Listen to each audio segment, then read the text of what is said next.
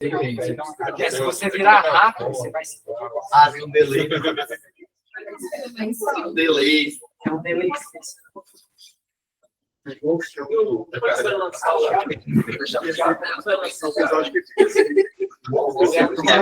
Mas no espelho, aí é um animal. Você acha que esse tipo de já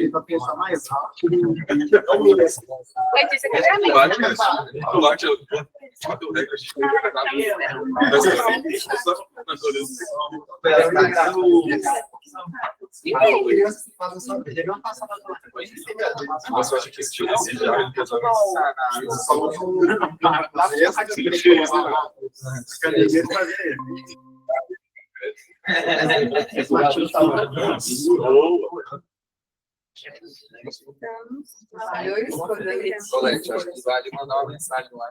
Tá comandando agora.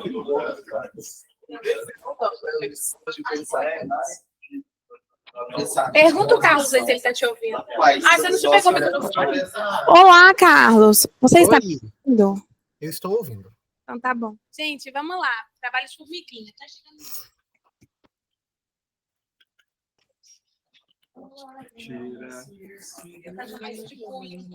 Eu vou denunciar para minha casa. Quem cantou essa música pra eu ficar? É você, Letícia? Que saco. Tem que ativar o foco automático aí de novo.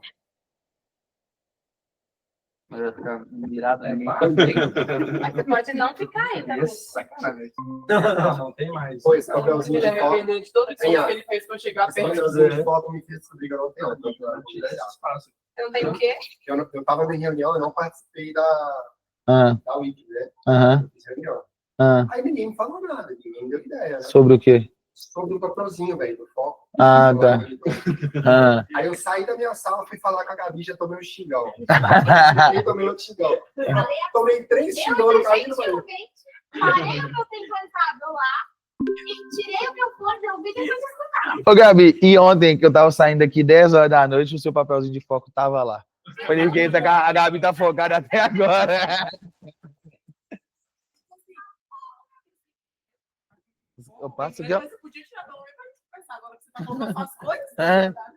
Nem me cumprimentem mais. Ou dá pra sentar no chão aqui, ô Gabriel.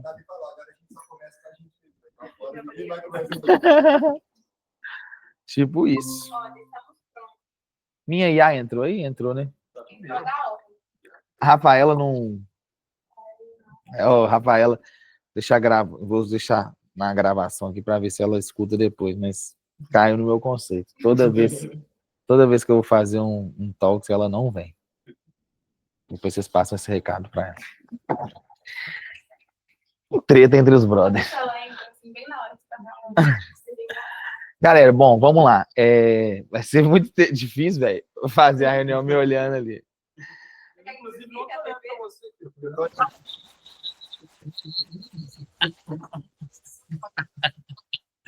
Não, minimiza.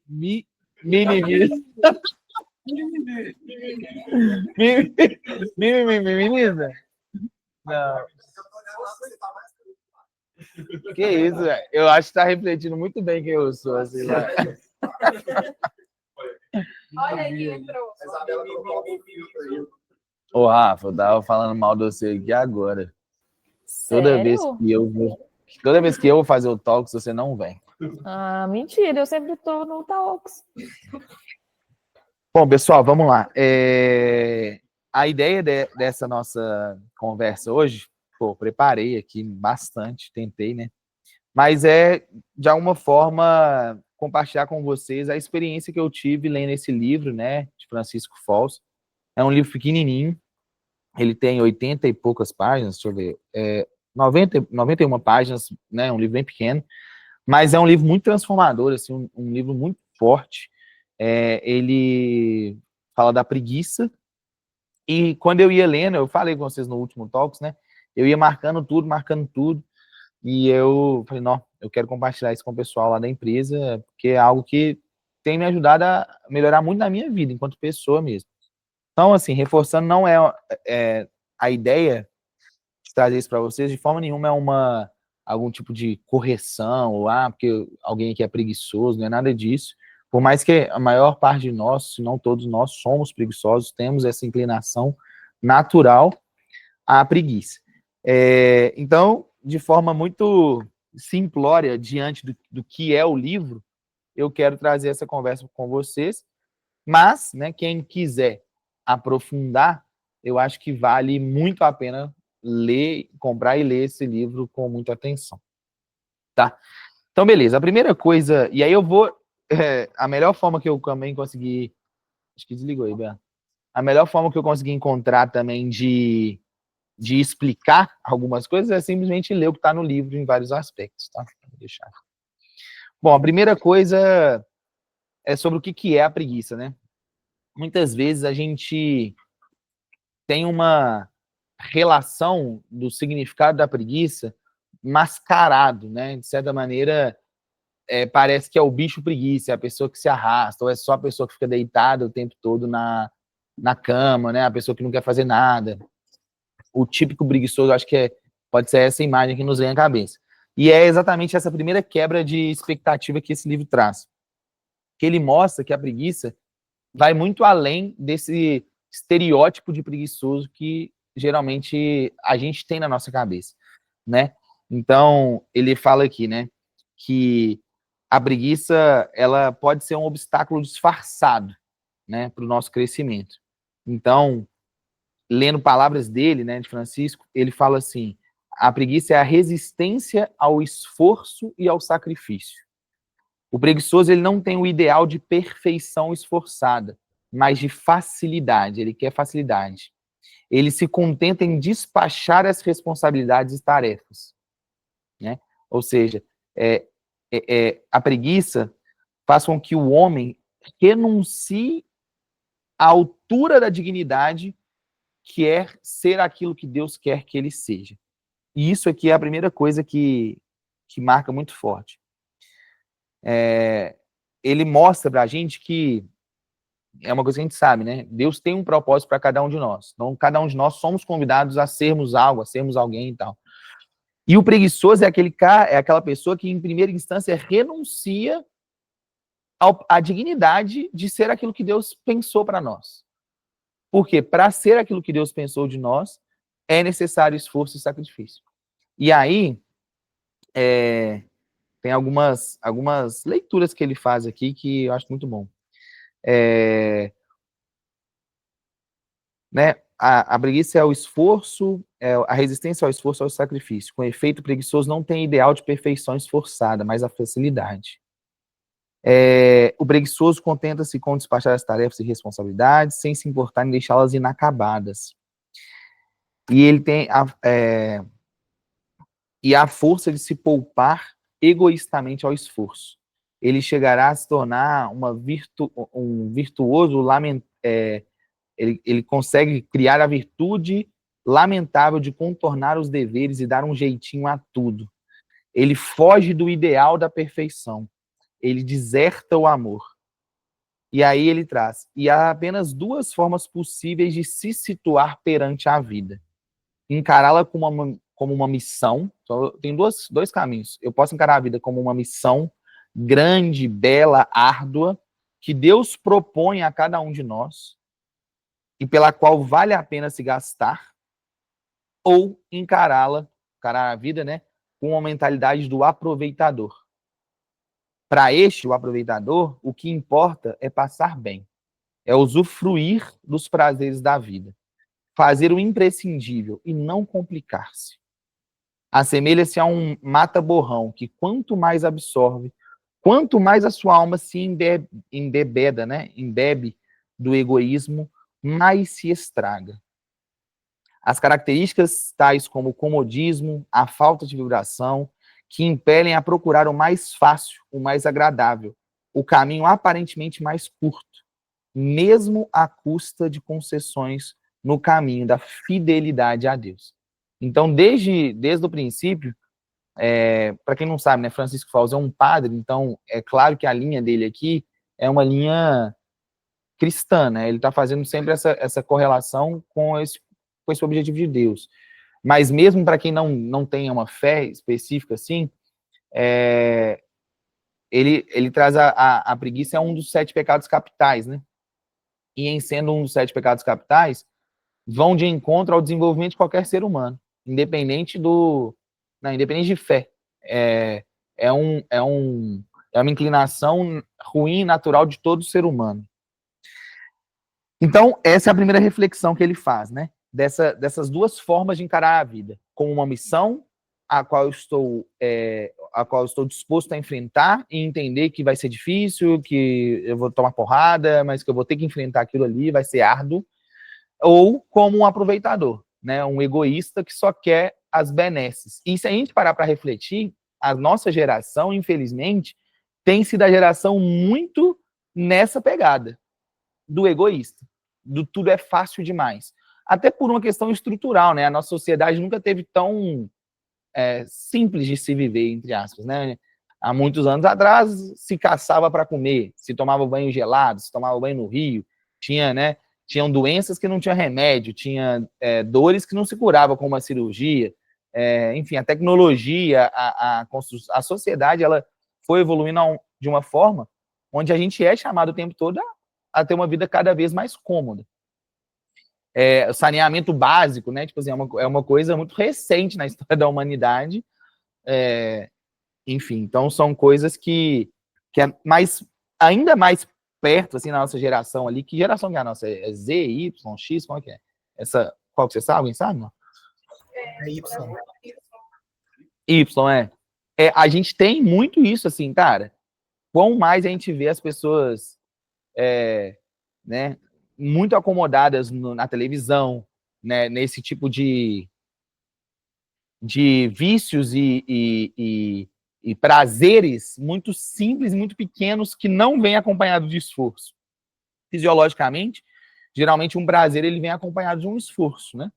Então, eu tenho o prazer da comida, mas antes eu tive o prazer da caça, ou do preparo.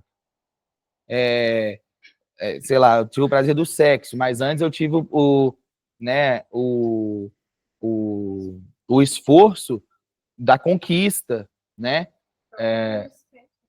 Exatamente, conhecimento. Antigamente, você precisava estudar, ler, buscar várias fontes e tal. Hoje em dia, você tem, sei lá, o ChatGPT e tal. Então, fisiologicamente, geralmente, a recompensa do prazer vinha de um esforço. Hoje em dia, não. A gente sabota isso de várias formas. E então, estruturalmente, a gente já está meio que impelido a termos essa segunda via, né? Que é essa via daquele que simplesmente usufrui, né? Essa mentalidade do aproveitador, como Fausto fala. E esse é um problema muito grande, porque a gente cede a todos os nossos desejos e as nossas inclinações naturais, que são as piores possíveis, porque nós somos chamados exatamente a fazer o oposto, a fazer um movimento que não nos é inclinável, né? Se nós somos inclináveis à preguiça, nós somos convidados por Deus, ele nos dá essa capacidade de buscarmos a diligência, né? Se nós somos, por um lado, gulosos, né? A gente tem a capacidade de ter ali a fortaleza, enfim. Então, Deus nos dá isso. E é esse convite para não termos essa mentalidade. Tem um outro livro, também da Quadrante, muito bom, que fala sobre a gente, essa forma de viver a vida como uma missão. Ele descreve de uma maneira muito boa, que é viver a vida, terminar a vida se sentindo espremido como um limão, né? É o gastar-se na vida. Literalmente, ao final daquela trajetória, o sentimento é que, cara, eu dei todo o meu suco, né? Tudo aquilo que eu tinha e até um pouco do que eu não tinha, eu dei, eu me esforcei em prol da minha família, em prol dos meus amigos, em prol do meu Deus, da minha fé. Eu me entreguei em tudo e por completo para que no final daquela vida eu tivesse espremido como um limão, gasto, mas com a certeza de que eu vivi uma vida não com mentalidade de aproveitador, de quem está aqui para ser servido, ser amado, ser confortado, mas sim para aquele que vem servir, vem amar e vem confortar. Então é muito legal essa percepção. E aí ele traz uma história, né? Uma historinha que pequena, né? Ouvir contar a tempo a um homem de Deus a história verídica de um pastorzinho que todos os dias acompanhava o pai, ajudando-o a conduzir o gado para o pasto. Queimava o sol e cansavam-no as longas caminhadas, um dia após outro. Aconteceu que chegaram à fazenda uns estudantes para passar as férias. Acordavam tarde os estudantes, né? Passeavam longamente, prolongavam as conversas à sombra das árvores. Certo dia, um desses estudantes, no meio de um passeio vespertino, aproximou do garoto que voltava cansado do pastoreio. Você, perguntou, que gostaria de ser quando crescer? A resposta, após um relance ao moço e outro à boiada, não se fez esperar.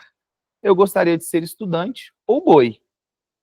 Não sei se vocês entenderam, né? Ou seja, ele trabalhava muito ao sol, cansado, ajudava o pai, corria atrás, chegaram os estudantes passar as férias. E o boi ficava lá no pasto, né? Ele pergunta, o que você quer ser? Pô, o boi eu quero estudar estudante. Não andava pelas alturas aquele menino. Queria uma vida cômoda, a doce farniente, eu não sei o que é isso, né? Do estudante em férias, ou a paz do boi ruminando no pasto. Mas será que nós andamos por maiores elevações? Uma das formas mais comuns da preguiça, sem diminutivo, é justamente a repugnância pelas alturas espirituais e morais.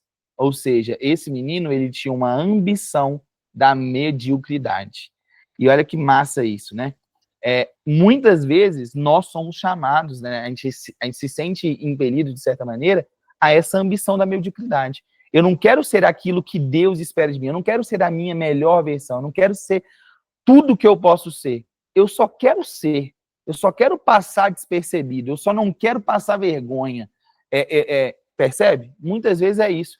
É uma ambição pela mediocridade. Só que a gente volta lá, que Deus, que Fausto fala aqui, que a preguiça é exatamente a gente não se reconhecer à altura do que Deus quer de nós. Então, quando a gente tem uma ambição pela mediocridade, por ser aquilo, por ser pouco, nós estamos claramente contra a vontade de Deus, porque Deus quer muitas vezes que sejamos muito. E muito significa muito rico? Não. Significa ser muito forte? Não. Significa ser campeão olímpico? Não. Mas ser o melhor que nós podemos ser. Aquele gasto, aquela pessoa que se entregou por inteiro. Esse pastorzinho aqui, ele não estava dizendo que ele queria ser bom estudante porque aquilo significaria ser melhor, mas simplesmente porque ele não queria se gastar mais. E aí São Tomás de Aquino ensina que o vício capital da preguiça, ele era designado como o nome de assedia, ou assédia, não sei como é, você sabe como é que fala? Assédia, né? Uma tristeza fria e ácida, que invade a alma ao pensar nos bens espirituais, na virtude, na bondade, no amor a Deus e ao próximo. Precisamente porque não são fáceis de alcançar, nem de conservar. Exigem esforço, renúncia e sacrifício. Então percebam que eles colocavam a preguiça ao mesmo lado da assédia, né? Porque era essa vontade de não querer mais, de não ser melhor.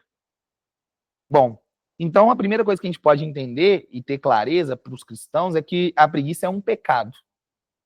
Né? Para os que não são cristãos, eu acho que é entender que a preguiça é um mal, né? Mas é que ela é um pecado. Claramente ela é um pecado. E aí a minha pergunta para vocês é até um pouco disso, né? Alguma vez vocês já se sentiram evitando esses desafios, né? Evitando buscar o que vocês poderiam ser, a melhor versão que vocês poderiam ser, né? Vocês já se encontraram buscando o caminho mais fácil, não porque ele era o mais prudente ou melhor, mas simplesmente por ele ser o mais fácil, mais cômodo?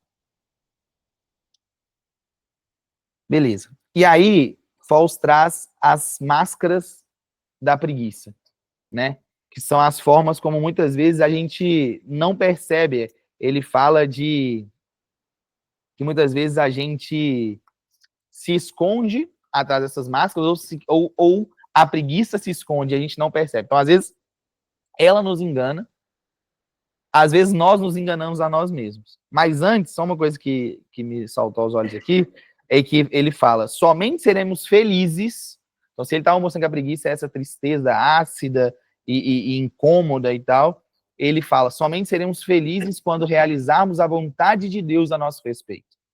Porque só então é que nos encontraremos a nós mesmos. Então, ou seja, ele já mostra claramente que a preguiça ela é esse buraco porque nós não estamos fazendo aquilo que nós deveríamos, e a gente só vai encontrar essa plenitude, essa felicidade, quando a gente fizer aquilo que Deus espera de nós. E aí ele fala das máscaras, né? Deixa eu só pegar aqui as máscaras, página 26, que eu fui preparando aqui pelas páginas, para a gente ver. A primeira máscara da preguiça, né? Então, primeiro ele fala assim, uma das características dessa sutil preguiça é a habilidade de se desculpar e justificar. A preguiça mostra-se uma artista consumada no uso de diversas máscaras, com as quais se disfarça, apresentando por fora o rosto do dever cumprido, da laboriosidade ou da responsabilidade. Ou seja, muitas vezes nós estamos sendo preguiçosos, mas passamos a imagem de que não, estamos sendo virtuosos, estamos cumprindo a nossa responsabilidade, estamos cumprindo o labor ali de cada dia. A primeira máscara que ele mostra é a máscara da atividade. Que se antes nos referimos ao espanto com que as pessoas de grande atividade questionam a acusação da preguiça. Eu, preguiçoso? Então, vamos ilustrar um exemplo aqui, né? O Iago, né? O Iago muito movimentado, faz de tudo, corre para cima e para baixo, aí se você fala assim, pô, Iago, você é preguiçoso. Eu, preguiçoso? Como assim eu, preguiçoso? E esquecem-se de que o ativismo, o fato de ter o dia atulhado de ocupações de tarefas agitadas, pela correria, pode ser um grande álibi da preguiça. Não tem um minuto livre, repete-se constantemente.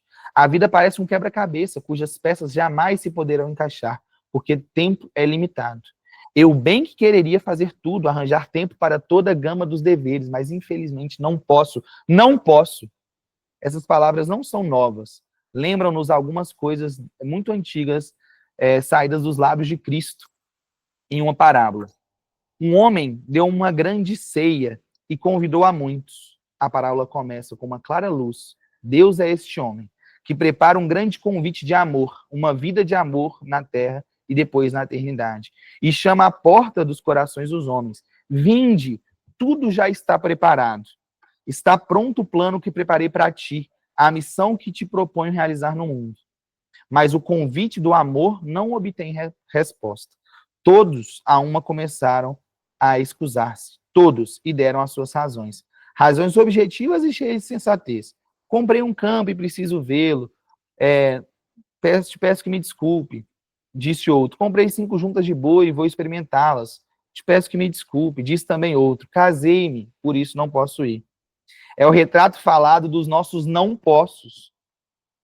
Não podemos assumir determinadas responsabilidades e deveres cristãos porque andamos muito ocupados.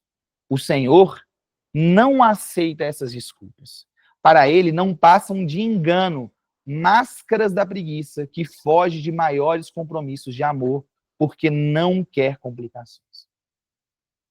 Ou seja, nós somos chamados, e não é porque a gente está cheio de ocupações, que eu tenho 1 milhão de atividades, 1 milhão de reuniões, de que, então, eu não sou preguiçoso. Pelo contrário, você é muito preguiçoso e um preguiçoso covarde que se esconde atrás de uma máscara que socialmente é muito aceita.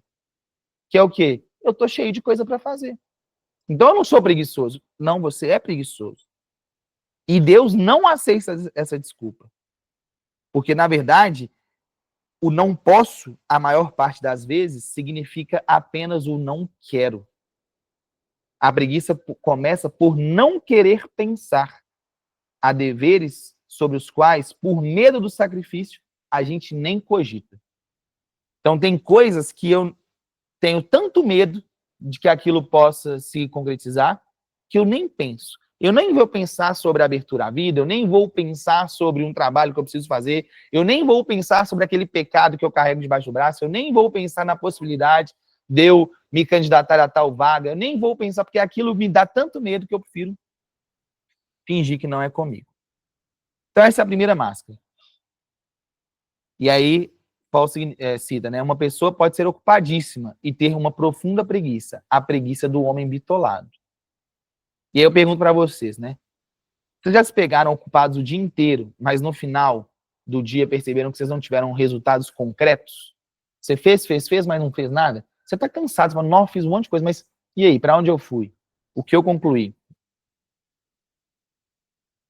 Tem uma outra máscara, que é a máscara da ordem, que pode ser também muito bem aceita, dentro da perspectiva social, principalmente. Ou seja, a ordem em si, ela é uma virtude. E essa virtude, ela é uma arma contra a preguiça, sim. Mas a gente precisa entender que existem dois tipos de ordem. Que ele cita aqui, a ordem defensiva e a ordem oblativa. A ordem defensiva é aquela que, vou até ler aqui para ficar mais claro, há pessoas que fazem da ordem uma armadura de defesa pessoal. São muito organizadas, até nos mínimos detalhes, aproveitam bem o tempo, mas o seu esquema é intocável. Fabricaram para si uma espécie de trilho de aço, por onde deslizam mecanicamente e não toleram que nada interfira com os planos que traçaram. E olha essa frase, tão egoístas e tão cômodos. Ou seja, pobre da irmãzinha caçula que se atreva a pedir esclarecimentos sobre um teorema ao irmão mais velho, modelo de seriedade escolar, durante o sacrossanto horário de estudo. Que se cuide também a esposa ousada que timidamente peça ao marido que se desvie um instante e pare na quitanda, afastando-o do trilho da sua intocável rotina. Ou o filho que sente necessidade de comentar com o pai um acontecimento importante, que acaba de ser protagonista, enquanto o pai está realizando a sagrada tarefa de colar-se na televisão. Porque após um dia estafante, tem o direito de descansar um pouquinho. Um pouquinho só, nem que este pouquinho seja de horas e horas de inútil tempo diante do aparelho. A ordem não pode ser barricada defensiva para ter a vida mais tranquila. A ordem, que é virtude, é um meio para assegurar uma entrega mais perfeita ao cumprimento de cada dia. Ou seja, quantos dos ordenados, por outro lado, que não têm uma vida tão organizadinha, mas que têm um coração indisposto a sair da comodidade daquilo que planejou? Ou seja, se não dá exatamente do jeito que eu quis, eu nem quero saber mais. Não mete comigo não, porque agora eu estou focado aqui e tal. Ou seja, um coração indisposto a amar, a servir, a abrir. Opa, eu deixo de lado um pouco da minha rotina, da minha tarefa, para te atender. É uma outra máscara da preguiça. Mas existe também a ordem oblativa. Essa, portanto, se a gente tem uma que é a ordem defensiva, a oblativa ela já é o oposto. É a ordem da doação, da disposição generosa de coração, que se organiza para poder dar-se mais e melhor. Por isso, quando ela sai da ordem prevista, ela se apresenta como uma oportunidade de fazer as coisas com mais valor. É uma alma generosa. Percebe? Que é diferente. Então, a máscara... Primeiro eu falei da máscara da atividade. A segunda, falei da máscara da ordem. Ou seja, a pessoa que ela é organizada. E aí todo mundo fala, pô, o Iago... Não é o caso, né? Mas o Iago é organizado demais. O Iago não tem... É impossível ele ser preguiçoso. O cara, né, tudo perfeitinho e tal, todas as tarefas e tal. Mas o Iago, cara, se não for exatamente do jeito que ele quer, errou. Não se meta porque a rotina dele é sacrossanta. Tudo que ele fez é perfeito. Ou seja, é um preguiçoso, em última instância. E existe ainda uma terceira máscara, que é a máscara do cansaço. E essa máscara aqui me pegou demais. Porque a máscara do cansaço, ela é uma máscara da falsa ordem. Essa aqui eu vou até ler, porque também tem um caso aqui, né? Além da máscara da falsa ordem, a preguiça utiliza habilmente da máscara do cansaço para proclamar com a consciência tranquila: não posso mais, eu não aguento mais. Então essa máscara ela vem falando como como quem já fez tudo que podia. E aí, olha para você ver, para mim, tá? O chefe de família chegou curvado sobre o fardo do dia. Uma palidez que inspira compaixão. E uma carranca que sugere distância.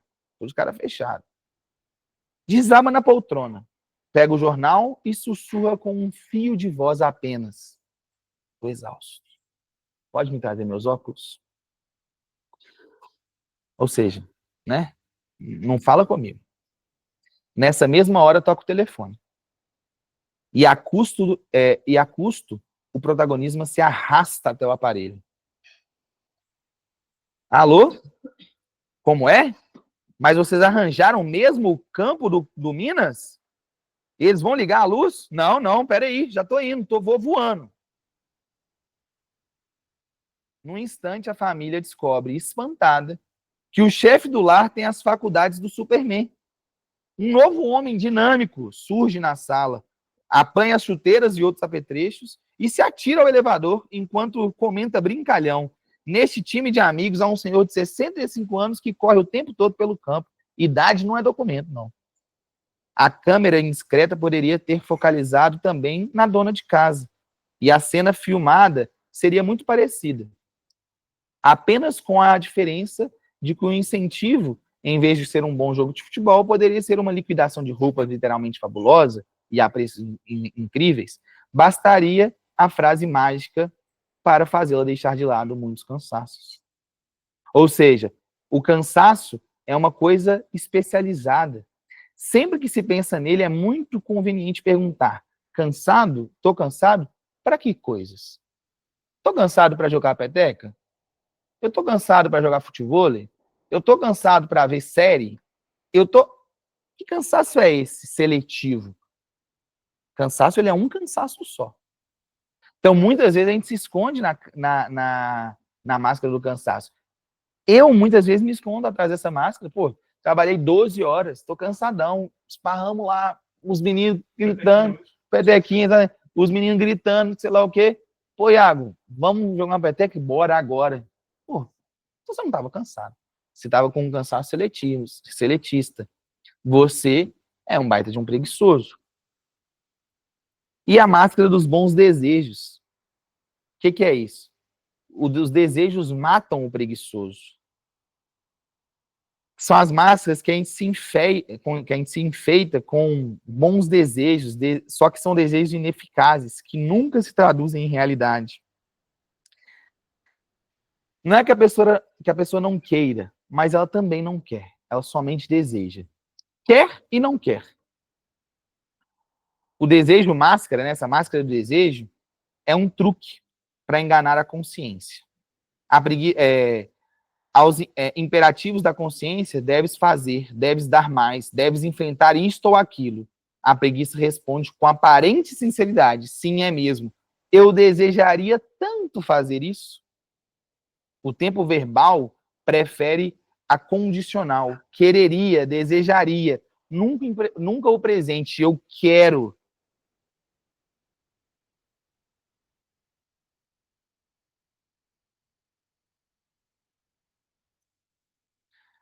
Desejos condicionais, as condições que impedem o tempo presente e, portanto, impedem a ação.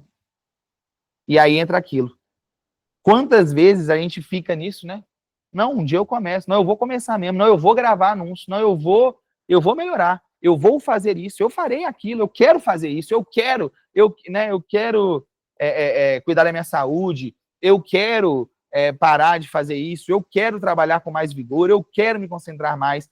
Eu quereria, né? Eu quero, eu quereria, eu gostaria, se não fosse o fato, sei lá o quê, se infelizmente o escritório não fosse muito barulhento, e a gente vai colocando um monte de condições que nos impedem de vencer a preguiça e falar: eu quero, eu farei, eu posso fazer.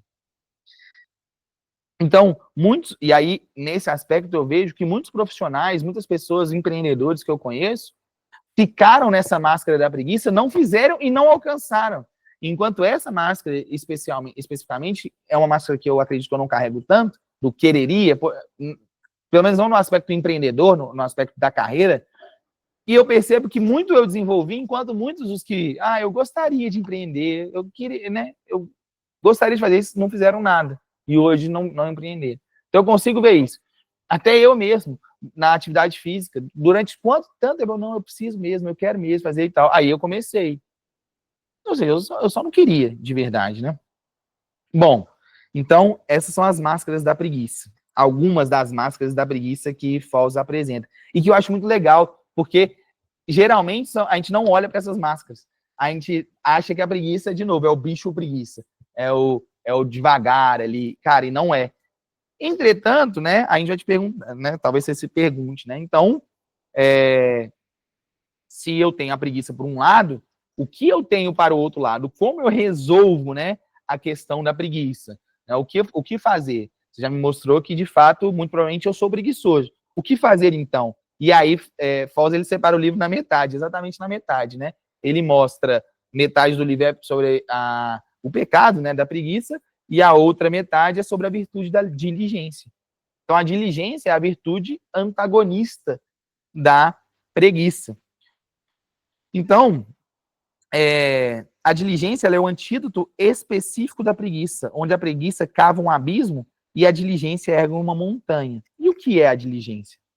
A diligência é uma palavra que vem diretamente do verbo diligere, que significa amar. Diligente é aquele que ama. Olha que interessante.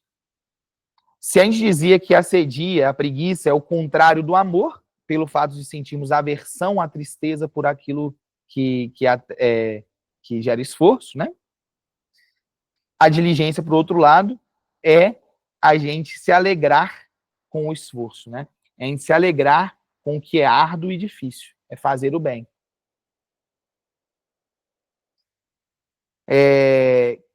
E aí, a primeira coisa que ele fala que eu gosto muito é que ele fala assim, se a gente for retratar alguém diligente, portanto, na nossa cabeça talvez apareça uma pessoa agitada, uma pessoa resolutiva, uma pessoa, sabe, acelerada.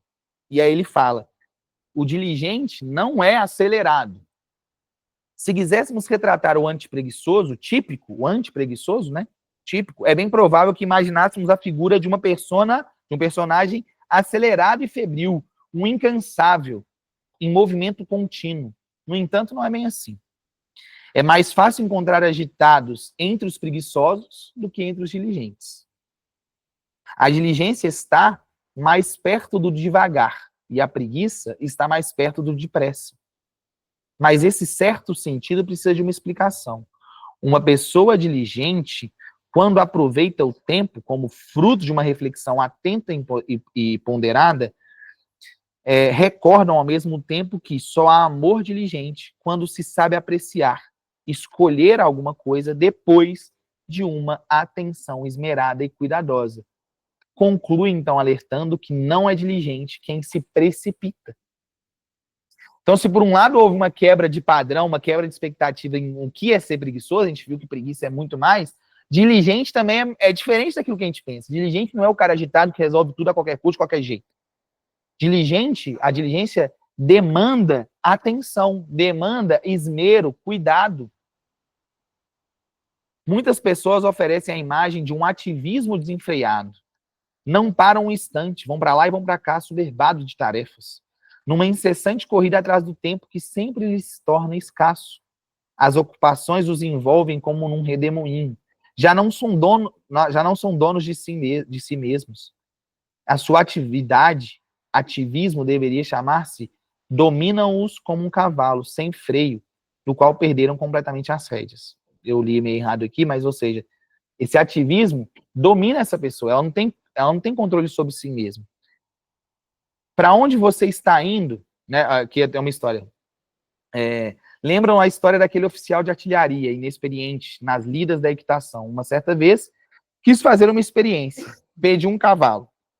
Acomodou-se como pôde na sela e olhou na direção noroeste, para a localidade aonde desejava ir.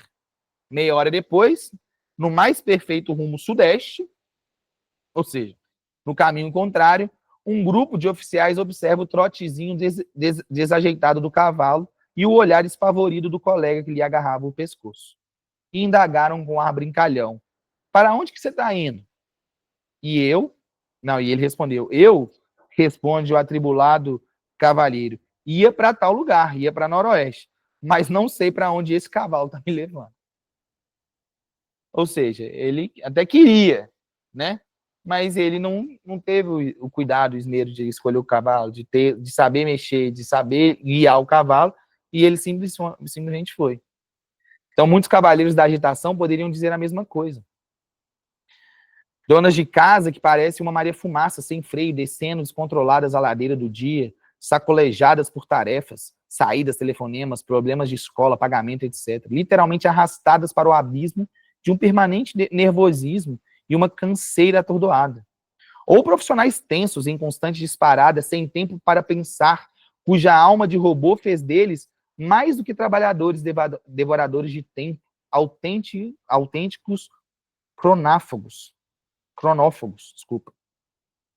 Homens e mulheres deste estilo não são diligentes, são apenas agitados, não percebem que por trás do seu vai e vem descontrolado e fatigante, estão sendo atacados por uma forma perniciosa da preguiça, a preguiça espiritual, a preguiça mental. Ou seja, é a preguiça de não ser diligente, de não parar e refletir sobre a melhor forma de fazer e como fazer. Então ele diz: a diligência exige calma. A mão que segura e governa as rédeas da atividade é a reflexão. Só quem pensa serenamente nos seus deveres, na maneira de como conjugá-los, nas prioridades que eles devem estabelecer, nos passos necessários para executá-lo, possui o governo da ação. Porque senão, assim você não ser a marionete puxada aos solavancos do nervosismo e da imprevidência. Então, uma atividade madura e eficaz exige um solo fecundo da meditação e da serenidade. Então, ele faz uma coisa que eu achei muito bom, que ele fala sobre a necessidade de, toda vez que você for fazer algo, você perguntar para você mesmo: o que eu estou fazendo? Por que eu estou fazendo? Como que eu estou fazendo? Então, você simplesmente vai. E isso faz de você perdido. E aí, ele entra numa outra questão que eu gosto muito, que é sobre a capacidade de priorizar as coisas. Que ele fala sobre que prioridade é diferente de... Deixa eu só pegar aqui, porque eu gosto de citar, porque ele escreve melhor do que eu falo.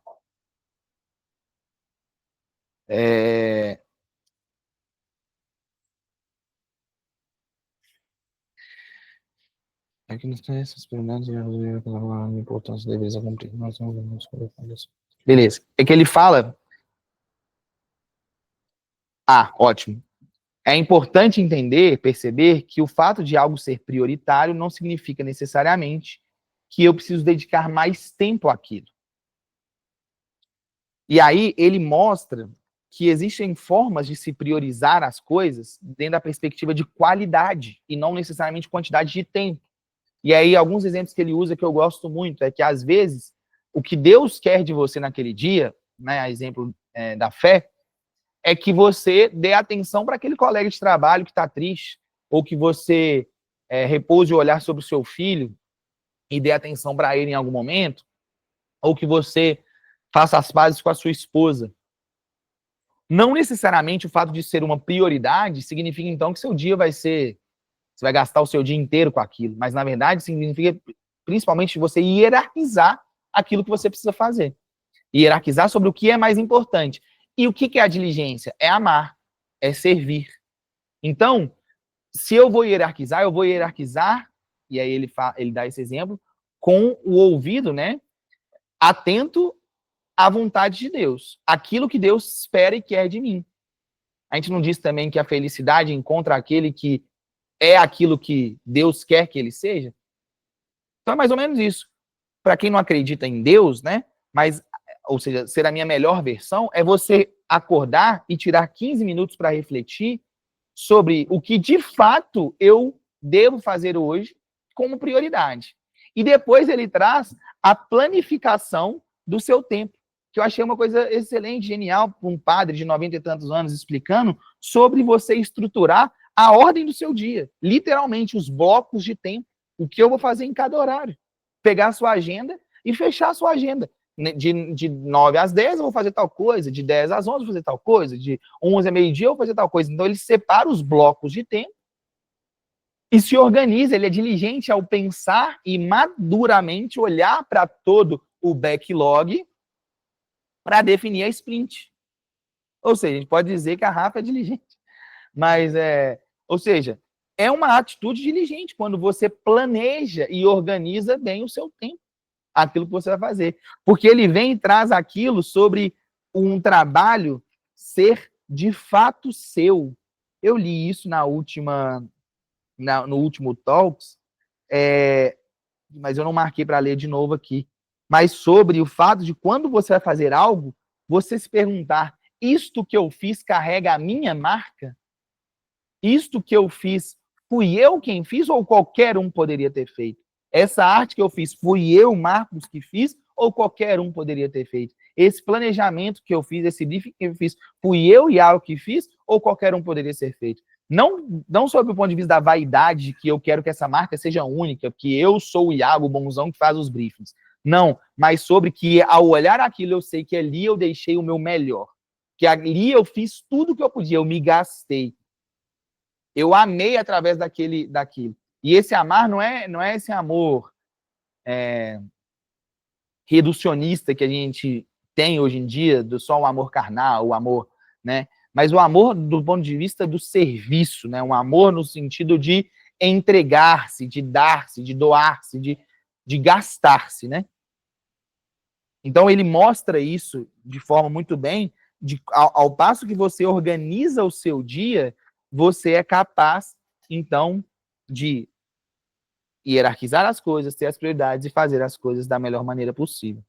E aí ele traz, por fim, já chegando na parte da importância da ordem, né, da organização, que é um pouco disso, de você ter aquela ordem oblativa, essa ordem que se organiza para fazer tudo o que deve, que está naquilo que fazes, ou seja, que tem a atenção, o foco, de naquele momento eu estou fazendo isso, portanto eu farei isso até o fim, e é algo que ele bate muito, que é uma característica do preguiçoso, começar e não terminar. Então, se eu comecei isso, eu vou terminar aquilo, eu vou voltar para aquilo até que eu termine, nem que eu bata, mas eu vou terminar aquilo. Mas a importância dessa organização, dessa ordem. E essa ordem no sentido de ordenamento a si mesmo, ou seja, puxa ainda a virtude da fortaleza, que é você ser capaz de vencer o seu próprio instinto, de você vencer aquelas inclinações naturais e se ajustar. Ou seja, eu quero sair, agora eu quero colocar um novo vídeo no YouTube. Não, eu vou segurar. Mas eu consigo melhor com o vídeo. Não, mas eu vou segurar, eu vou dar conta de terminar isso aqui, que seja esse parágrafo antes de ir lá colocar um novo vídeo no YouTube. Acabou a música. Não, mas espera aí, eu vou continuar escrevendo mesmo sem música. Ou seja, é você conseguir vencer a si mesmo e não ser escravo da música, não ser escravo do vídeo, não ser escravo de que todas as coisas estejam alinhadas, né? Eu, por exemplo, tenho muita dificuldade de concentrar num ambiente muito bagunçado. Mas eu preciso conseguir vencer isso. Eu preciso vencer a mim mesmo e conseguir, eventualmente, me concentrar mesmo diante disso.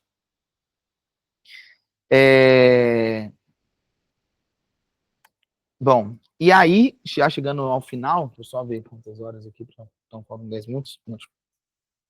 Já chegando ao final, ele fala sobre o quanto que a laboriosidade, né, o trabalho, é a irmã da diligência. Então, se por um lado se vence a preguiça através da diligência, né, que é essa virtude de amar, essa virtude do pensar, de ter calma, de tomar decisões, de se organizar para isso, o labor, o trabalho também. Ela é uma irmã, uma virtude irmã.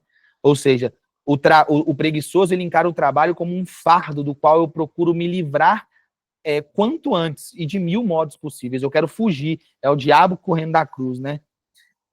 Entretanto, não é laborioso quem cumpre o trabalho de frivolamente, quem cumpre as tarefas levianamente, sem atenção e esmero, ou seja, eu faço só para fazer. Eu vou pegar ali as minhas tarefas do como CRM e vou só para ter aquele vão prazer no final de falar assim, eu zerei o como, né?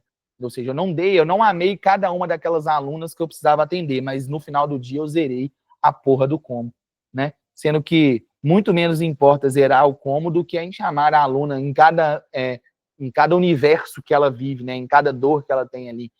É um exemplo, né? Assim como no comercial, assim como eu na resposta, enfim. Então, são coisas bem interessantes. Então, a ideia é, trabalhemos muito, mas trabalhemos bem. Faz o que deves e está no que fazes, né? A preguiça não se cansa de nos enganar, suscitando queixumes de autocompaixão. Eu trabalho muito, trabalho demais, como é dura a vida. Talvez fosse bom levarmos a sério, eu li isso na última negócio, o ditado brincalhão que algumas vezes leremos na traseira de um caminhão. A vida é dura com quem é mole. Reconhecemos honestamente que, ordem e empenho, todos podemos fazer mais, muito mais do que fazemos.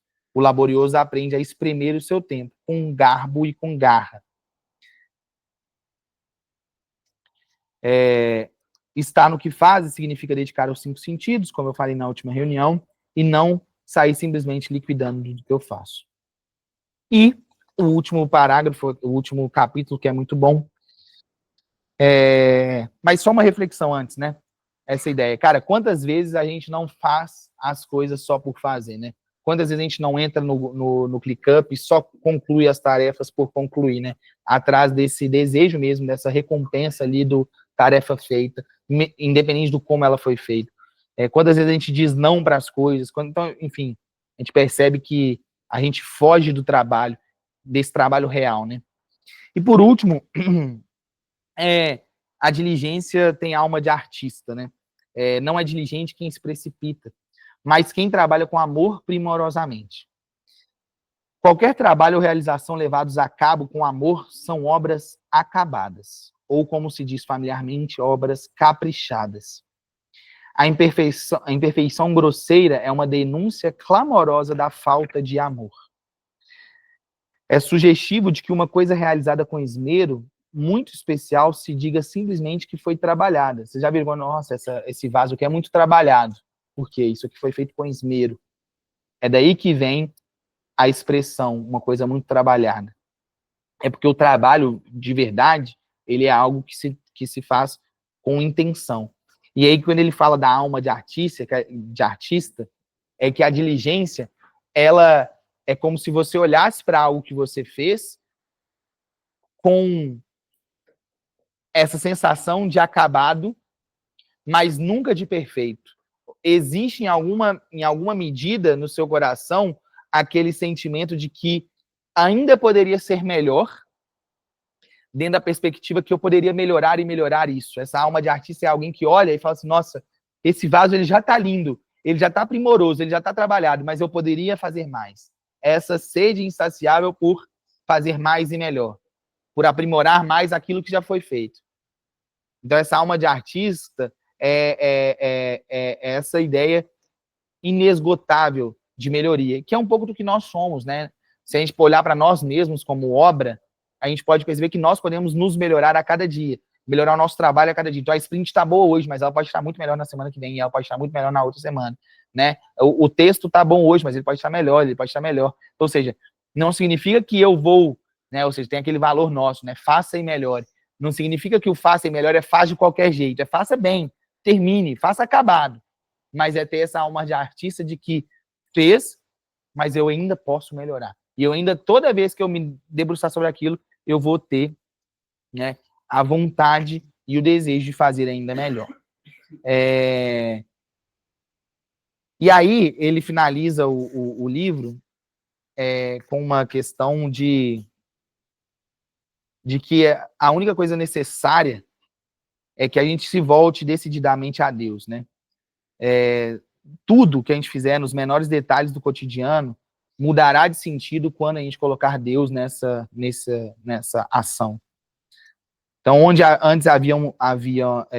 antes víamos muros, muralhas de deveres apertados com paredes de cárcere, passaremos a ver janelas para o infinito. E onde antes a rotina nos fechava num beco, agora se rasgará uma estrada. Não se trata de simples imagens. O amor de Deus, o impulso da graça divina muda tudo, como o sol transforma as sombras noturnas em paisagens coloridas. Guiado pela fé e o amor, o coração cristão aprende a descobrir em cada pequeno dever, em cada um dos esforços necessários para a execução das tarefas cotidianas, uma oportunidade, cada dia renovada, de se dar mais, de servir melhor, de alcançar um novo grau de perfeição, de expressar uma generosidade mais alegre. Aquele que me segue não andará nas trevas, porque terá a luz da vida. Aquelas mesmas realidades cansadas que a preguiça fazia murchar, a diligência cristã vem revigorar com um vício inesgotável. Quem ama, ensina São João, é transladado da morte para a vida. Depende de nós. Não é poupando-nos que encontraremos vida e felicidade, mas dando-nos mais e mais. Quanto mais generoso for o sacrifício e mais profunda a entrega, mais impetuosamente brotará a alegria como um sinal da plenitude da vida. Afinal, não é essa uma das mais límpidas e preciosas lições que Cristo nos deixou? Quem quiser guardar a sua vida, perdê-la-á, mas quem perder a sua vida por amor a mim, a encontrará. Então, né, passei pelo livro inteiro, segui a ordem dos capítulos, porque não daria para eu tentar resumir demais, por mais que tenha sido um resumo, mas no sentido de mostrar para vocês que a preguiça, como um pecado capital, ele é uma inclinação natural nossa, mas que a gente pode e deve lutar e vencer isso, e que o caminho para vencer isso é a diligência. A diligência é fazer tudo com amor, é amar e servir, o nosso principal valor aqui da empresa, e que o serviço está em todas essas formas, em fazer as coisas com esmero, com cuidado, planejando, pensando, né? Não se prender, mas sempre melhorar, e tomar cuidado com essa vilã, né, a preguiça que está nos nossos corações o tempo todo. Fechou? Não daria, não é nem é para mim, né? Tipo assim, depois a gente aplaude o padre, né? Porque eu li o livro do cara. A Rafa falou que ia falar um negócio. Fui diligente. Isso. Você levantou a mão para bater palma, Rafa? Não, então beleza. Eu apertei o botão errado aqui. Beleza. Então fechou. Preguiçosa. Bom trabalho para todo mundo aí. Não calculei, isso aí foi misericórdia de Deus mesmo.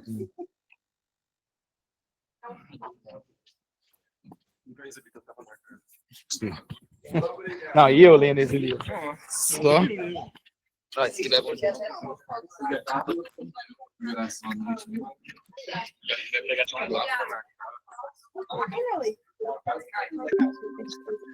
Isso.